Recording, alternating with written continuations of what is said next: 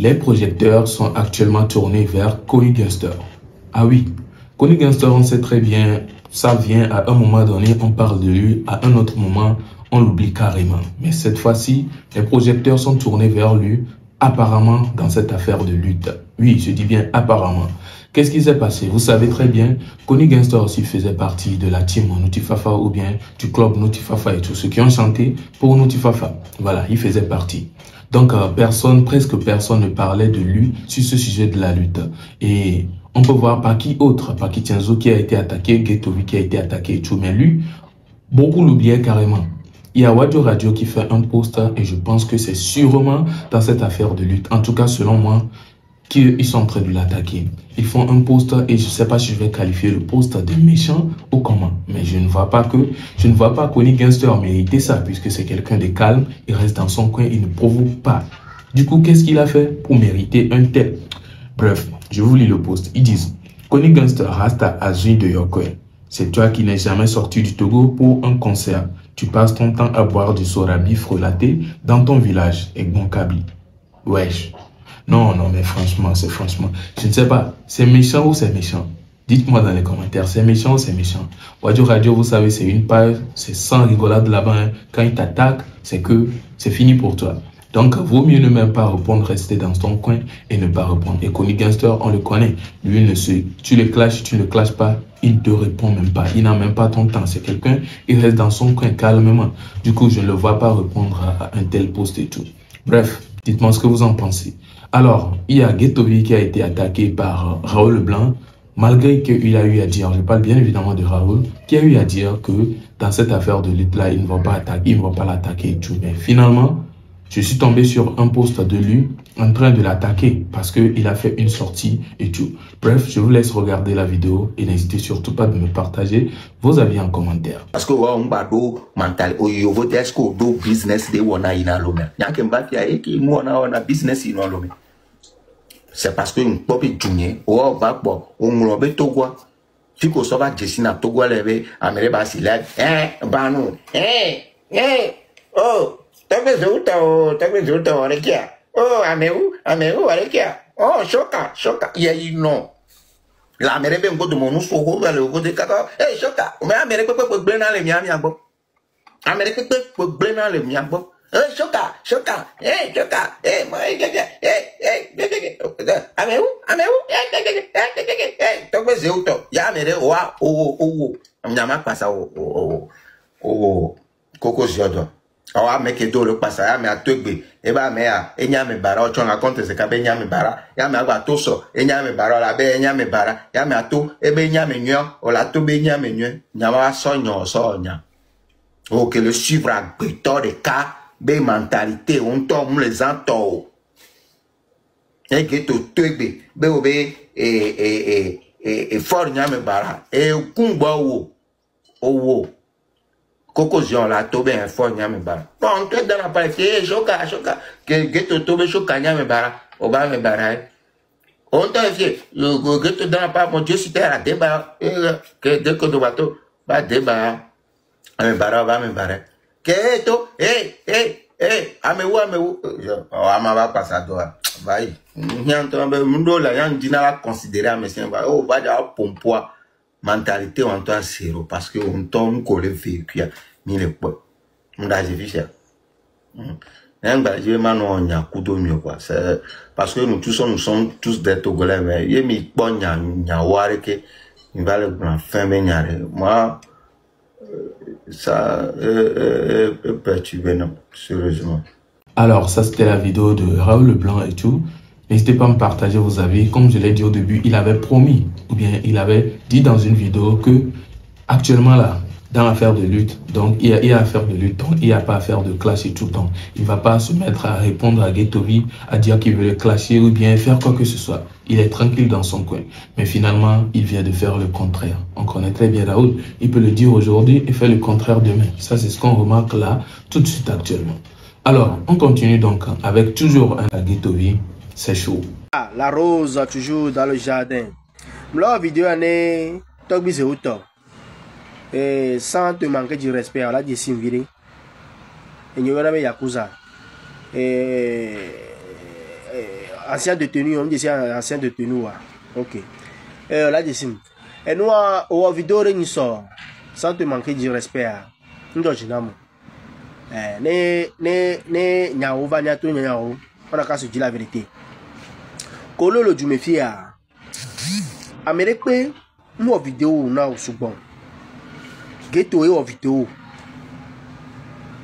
Mais, on m'a dit, Léo, t'as vu tout là-bas, non, même si Gabriel Godot, on t'a et on lève. Gabriel Godot, on joue.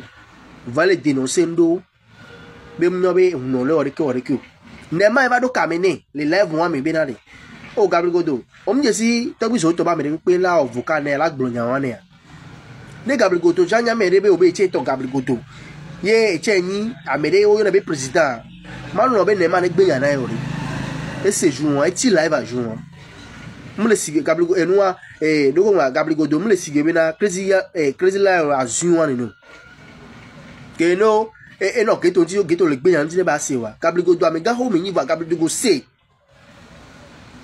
que ton to cha do live me wo video ne Gabriel Godot to jujure ke me gbegbo ne nwere ya pata mi bo le fie Gabriel Godot mti te be ya video ne geto ri Gabriel Godot cha le do ku sinu e cha le kplo ame do wi ame ne ke no Gabriel Godot me sugbon va geto va video ne Gabriel Godot cha la te globo be geto no droit la video ya de ke na yo sans que cha yin hu no de ko de ke o be ezeuto ni are ke olo gbon are ke kuruke Gabriel Godot won ni ore e nu ko ba ko ra video bui aje Gabriel Godot a isi na geto we gbe e je la te video ne geto voa e po nu ke ba be nu ni de ko va ga me ko ve de ko moja on to hu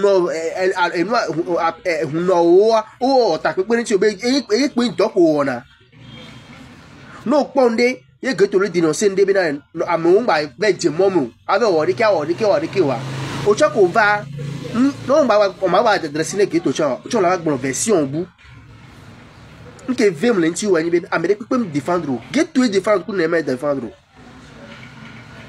yo la va so geto dare ya va tout ne be ke kureke nke ma to vérité na we gbe e nu ke na e zandola le wa et il on me respecter c'est tout et tu le non va pas be hen wale la menu yentia o po bo bene ye kenyi hu ehun no bibo le duame ko to ne pas so nya de ntia et c'est to la le ça c'est to la le ya yenti o le contre le gouvernement do sinon o tomate o don o ka be gouvernement no won gbegbele wa ro won de wa gouvernement le don ji wa o ka ba to video won gouvernement me geto npo mo la to de video bo ngba do mo mo wa o ka re yan wa dia ko won le fi ya Kabila npepe Kabila de ka yento si lève renti o no to bi zo to mle gbon yana Kabila to de ka to wa to panpa ke no anti wa do view wa Kabila to e no lève de me a e gbolo so nti o be na be mu ko wa be mu nyo nke na Kabila changba no anti o même si ni ba no anti o cha Kabila e wo video e wo live de so nti o be na be mu nyo be aro do acha won e go be un to hu no ko le nti wa o nya be agbero no ko le san wa no nem le daja ve di Kabila be live ke me wo la so fion Kabila to video e to live ke le live ami be dem ko won be mu nyo be no enu an gboyan po wo no gbere no be nu am nyo un to wo le gbe no o se ko me a donc amu nya geto an to a nya mi geto a kafra yim so geto re jimolo va garo mo geto cha di koni na vire va ni mate po nya o vire ka bo be geto am le zomeneta ni po nde ke ma gboro ma bo be de ke awo no la gba on video ni ami cha ma won ni geto parce que geto défendre gbogbo ju mi fi bayi on to apa me enu Gabriel Godot a ne Gabriel Godot cha be nya me de ya e la manque respect ne geto mu won de be nu Kabila on to cha geto o video ne Kabila o amo video on no fi Kabila ngba re pori ba mu kan yin bo we la ba o video ne geto ko po nu ya ne geto to ju do wa respect qui est là wa la bu non lo respect qui poto na wa la bu non zirika parce avec la amoko la manque respect non ye ape valeur la di poto pote ya e pe yin banu sinon me de pe ngbale amoko la valorizo o la no valeur ya e pe yin banu sinon le banu do nya o me be ya o video na wa o la ya voju on to ta voju na wa ta na o parce que on me compte ça va et puis tout là pour nous donc à pas vidéo on y soko wa m'do jinamo ça te manque du respect m'do jinamo donc à yam nyan ke ni pousser o on lebe nous donc pas data oui donc à no ja vidéo do wa amega ko ni jagba na nyam ko lo wa amoko cho mu lo wa disi o ke mo na no pe nya kwa me o sinon mbumbu pour la no. Nous sommes donc presque à la fin de cette vidéo. N'hésitez pas à me dire tout ce que vous en pensez dans les commentaires. En un début, nous avons vu le post concernant Kony Gangster et tout, Radio qui a fait une sortie sur lui, ce que je considère comme projecteur tourné vers lui. Parce qu'on sait très bien, en tout cas, je ne sais pas si Kony Gangster va répondre ou pas. C'est un post qui a déjà duré 24 heures ou bien plus même, parce que c'est mentionné là-bas un jour. Donc ça a un peu duré. Si Kony Gangster n'a fait aucune sortie, en tout cas moi personnellement, ça ne m'étonne pas. Parce que Kony Gangster ne répond pas n'importe comment. Il sait à quoi répondre. Et d'ailleurs, à quoi est-ce qu'il a déjà répondu? Tu le clashes ou tu ne le clashes pas, il est dans son coin, il s'en fout totalement. Et là, je ne sais pas si je vais dire c'est ça un artiste ou comment, mais bon, chacun a sa manière de faire sa carrière.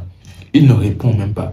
Voilà. Et vous avez également suivi les propos de Raoul Leblanc qui s'est trahi lui-même ou bien qui a trahi lui-même ses propres propos puisqu'il avait dit dans une vidéo précédente que j'avais même posté ou bien sur laquelle j'avais réagi hier, si je ne me trompe pas. Il disait comme quoi lui ne va pas se prononcer ou bien dire qu'il va clasher dans cette histoire de Ghetto-V qui s'attaque à leur lutte et tout. Lui ne va rien faire. Donc il demandait même la paix. Je ne sais pas si je vais dire, bon, il demandait pardon à Ghetto-V quoi. Vous avez bien regardé la vidéo, c'est sûr, si vous êtes branché ici. Donc finalement, il trahit lui-même ses propres propos. Il est en train de clasher, bien sûr, ça, on le sent clairement qu'il est en train de clasher Ghetto-V. Dites-moi ce que vous en pensez également. Et il y a aussi, comment il s'appelle, Choco PC, ou bien non plutôt, l'autre là que vous avez regardé, il a essayé de recadrer Ghetto-V, ou bien recadrer Togbezeoto dans le clash avec Ghetto-V et tout. Et ce n'est pas un clash direct à Ghetto-V, non. C'est plutôt lui, il est en train de prendre la défense de Ghetto-V. Voilà, nous sommes à la fin. Portez-vous bien. À la prochaine.